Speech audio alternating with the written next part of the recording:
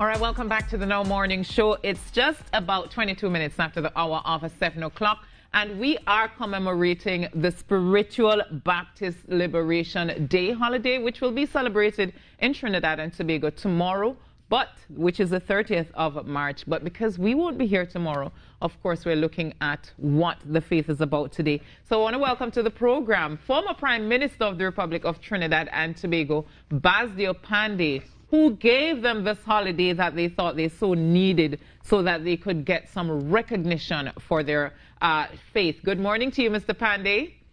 Good morning, my dear. And how are you? I'm fine, thank you. And how are you? I am fantastic. I'm just excited to talk to you. The most charismatic leader we've ever had in this country, Basdeo Panday.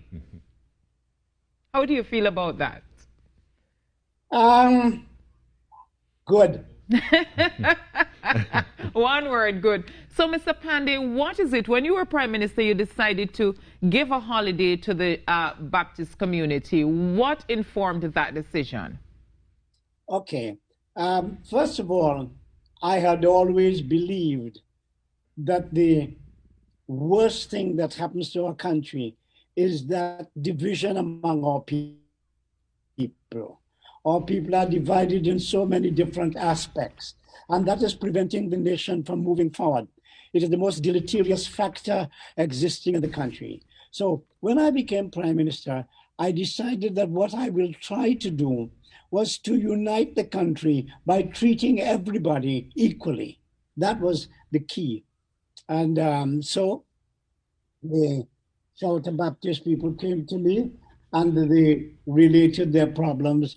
And at one time, their religion was outlawed, as you know. And they wanted a day on which they could celebrate their faith and their religion. And I said, that's a good idea, because that will help to cement the races in the country. It will help to introduce a philosophy of equality. And so I went to the cabinet, and the cabinet agreed, and the necessary legislation was drafted. And so we declared March 30th as Baptist Liberation Day. How was the date chosen, though? How was the date of March 30th chosen? Sorry? What considerations were given to the date of March 30th? Oh, it was their request. Their request is the reason we put that date. Mm-hmm. What we also did, again, to create that feeling of unity and togetherness in the country, we donated 25 acres of land at Maloney for the establishment of an African spiritual park. Mr. Panday, are you still with us? Hello? Right, sorry. Yes, you were saying that you all donated 25 acres of land at Maloney for a spiritual park. But how do you feel? You were in office 1995 to 2001, and we're now in 2021, 20 years later. Do we have that spiritual park? I don't think so. How do you feel about that? Oh, it is still there. I believe that is where the Baptists have their headquarters at the moment. But the vision for a spiritual park, what happened was there was another group that came to me after I was Prime Minister and wanted to build, but the access to it required a bridge. And no matter what they did, no matter what representation they made, the government will simply not provide the bridge. Mm. So that there's another group.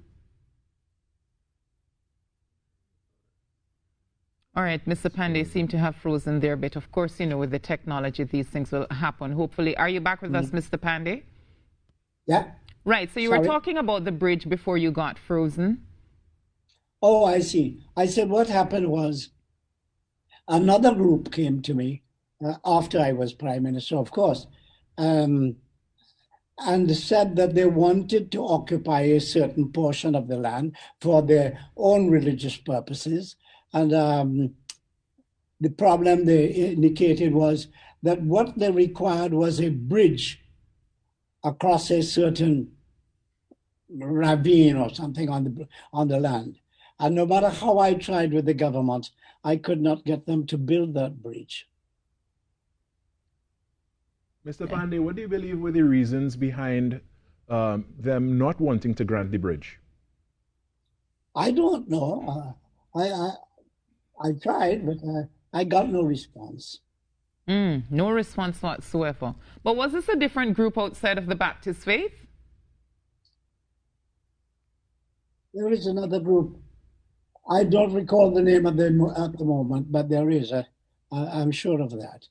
And they want to establish their church upon the piece of land. Right.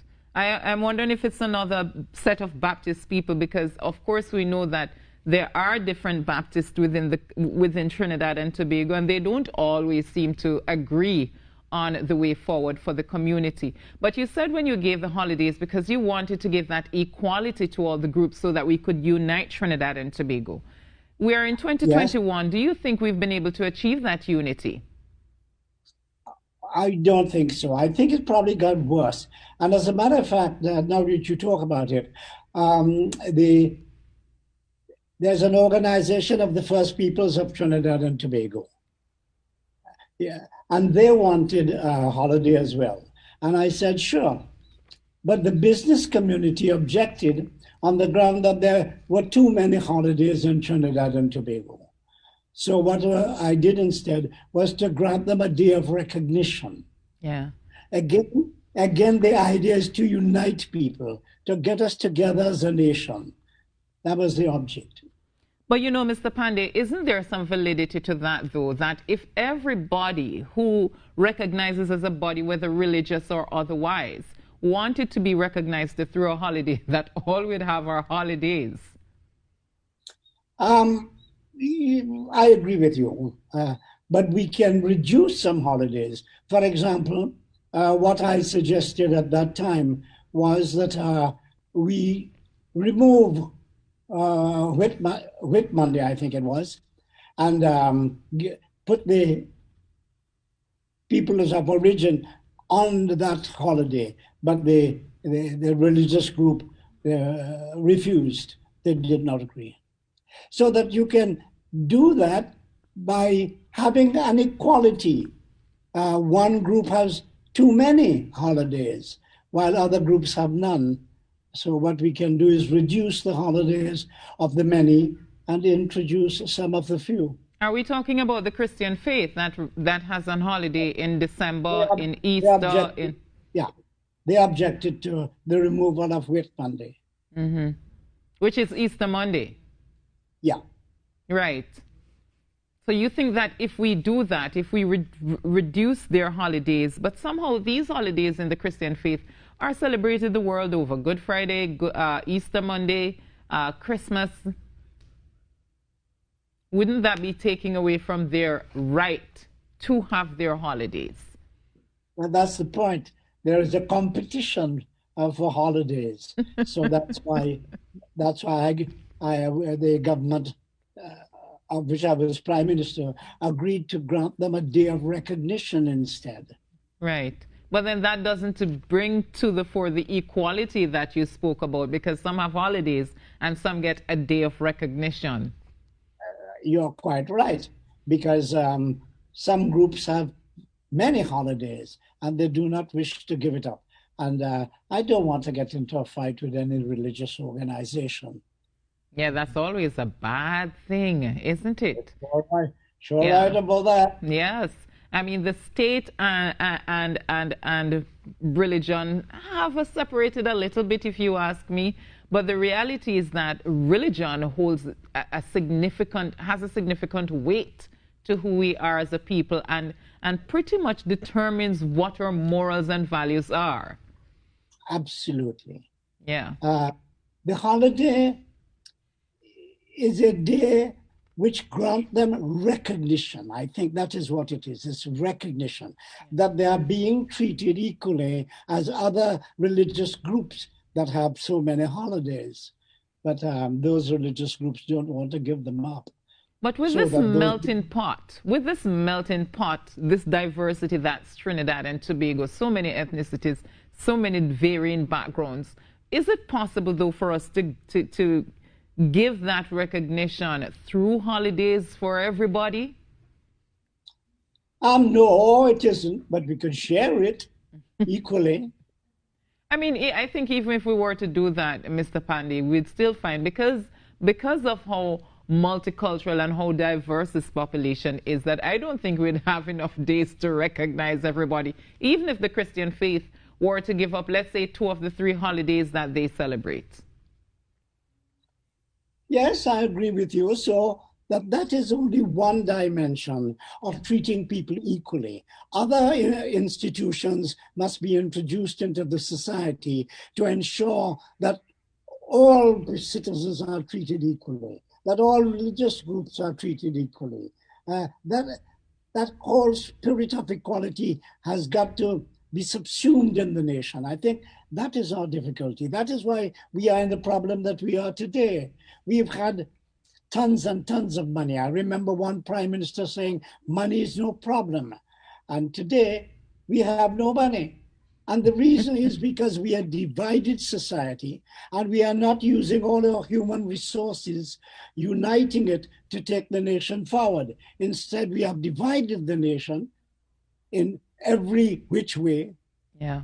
And so we are paying an awful price for it today. Yes, we're out of time, Mr. Panday, but you said that over the years that, you know, things have gotten worse when it comes on to unity. What do you think is responsible for that? Politics and the political system.